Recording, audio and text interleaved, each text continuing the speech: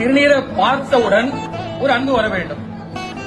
அப்படி அன்பு காட்டி அந்த அன்புக்கு பங்கம் வராம பாதுகாத்து அதுக்காக உயிரையும் கொடுத்து திருநீட்டு நெறிய ஒசத்தி குடிச்சவங்க பாதுகாத்து இன்னைக்கு நம்ம கையில கொடுத்திருக்காங்க. அதெல்லாம் திருநீரை பார்த்தோம்னா அன்பு வரும். அதனால சொல்றாரு, இறக்குற தருவாய் இறப்பவங்களுக்கு கிடையாது, இருந்தாலும் புரியறதுக்காக அப்படி சொல்றேன். சிவனடியில தான் போய் சேர போறாங்க.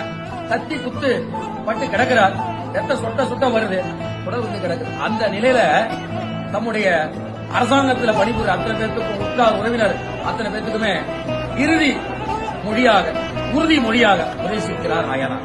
விதியினால் விதினா என்ன அர்த்தம்? திருநீரை பார்த்த உடனே சிவமா பார்க்கணுமா, அதான் விதி. சிவமா பார்த்து வணங்கணும். இந்த திருநீர் எங்க இருக்கும்? சிவன் மேல இருக்கும். சிவன் மேல இருக்கிற திருநீர் இப்ப எங்க இருக்கு? அடியார் மேல இருக்கு. அப்ப அடியார் யாரு? சிவம். அப்ப சிவமும் அடியாரும் வேற இல்ல. அன்பும் சிவமும் இரண்டு என்பவர் அறிகிறார். அன்பே சிவமாவது 6 வழிகளாக சொன்னது போல திருநீரும் அடியாரும் வேற இல்லை.